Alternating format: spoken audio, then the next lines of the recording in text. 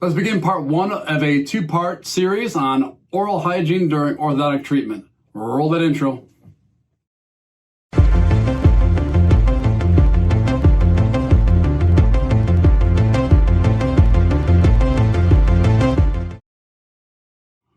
What's up, everyone? Dr. Eric Jackson here. Hope you're doing well. As I mentioned in the introduction, we'll start with a part one of two in a very commonplace conversation that we have here at the office all the time, the importance of oral hygiene and the place of oral hygiene within orthodontic treatment. Now, orthodontic treatment is more common than ever before. You go back for enough time, people were being teased and made fun of in the schoolyard about brace face and this and that. That's just not the case anymore. We've done a total 180, and kids now, very young kids, are asking, when can I get braces? They're asking me at the office. They're asking the dental hygienist. They're asking everyone, their parents. It's just something that really has become a very desirable thing, and with good function. I mean, with good purpose. Teeth not only look better when they're straight, but they're also easier to clean. Those two things can't be overstated. But getting to the point, through orthodontics is a very challenging minefield for some people, both children and adults alike. When you have orthodontics, especially conventional orthodontics, with the brackets and the wires and the bands and everything else, there's a lot of gear in there. It's very, very tough to keep clean. I had them, I can speak from firsthand experience. It's just one of those things that you really have to sit down and really double down, triple down, quadruple down on your effort. But it can be done. And we're going to talk about why it's important today and how to do that in part two. So like I said, more and more kids are getting braces these days. More and more adults, especially adults, are getting braces these days compared to yesteryear.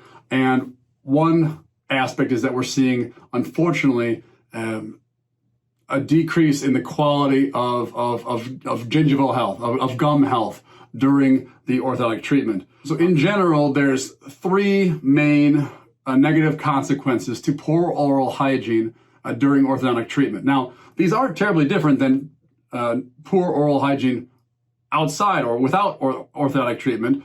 They're pretty much synonymous, but the difference there is that it's just so much tougher to keep things clean when you're in braces. The first, when you build up all that bacteria, all those nooks and crannies, what happens? Well, the first thing we talk about is additional cavities, right? Additional cavities are more bacteria equals more cavities. More bacteria, you've got more sitting on the teeth, more hiding away from your toothbrush and your floss. They're going to dissolve the teeth. They eat the sugar, they excrete the acid then dissolves the tooth structure, the enamel, the dentin, and then all of a sudden you've got holes in your teeth. And that is just ultimately an obvious negative.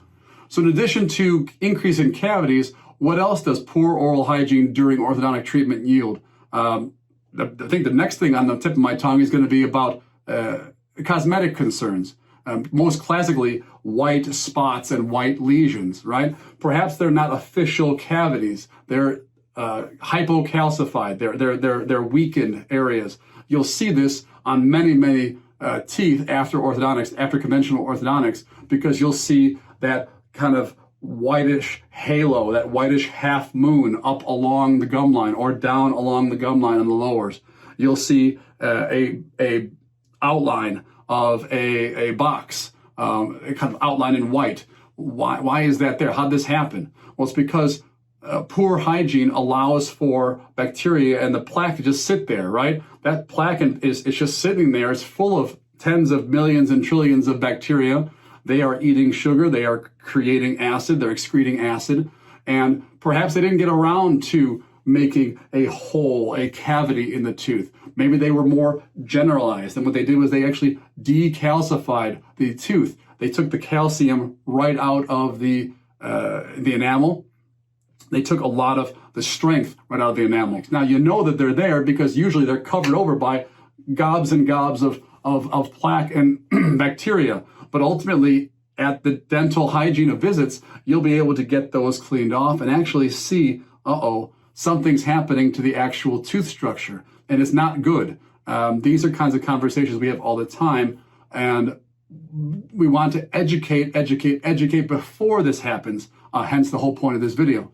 So the first two negative consequences, cavities, cosmetic concerns, white spot lesions, those are tooth-borne issues, right? What good are straight teeth if they're full of holes or if they're full of white, chalky, unsightly enamel structure, right? But the third one is about gums. Now, children and adults have different biological patterns.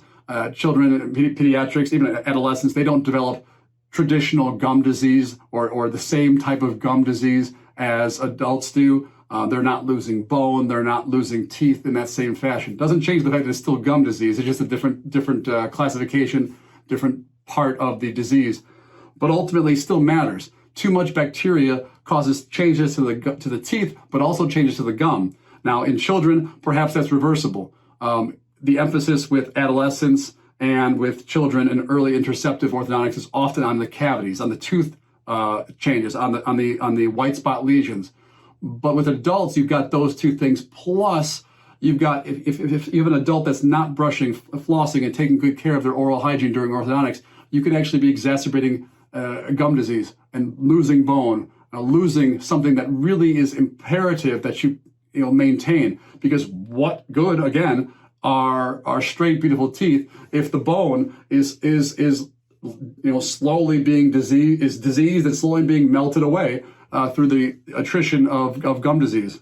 So I point out these three major issues. Well, what are they in common? Well, they're actually preventable. I mean, really, on paper, they are preventable with good brushing, good flossing. I'll refer you back to some of the prior videos I've done about proper oral hygiene, about how ultimately technique, I always preach, you have to use technique and you have to use the right technology. If you can combine those two things, and not just one, you can, it's working harder, not smarter. Well, that doesn't necessarily help.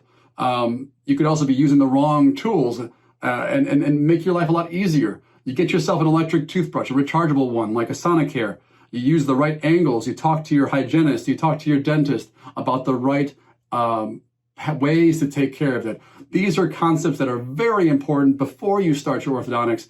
And these are the things that we're going to talk about in part 2. So I'll let you go here today. Thank you very much for watching. Part 2 will be soon to follow this one. So I look forward to talking to you then.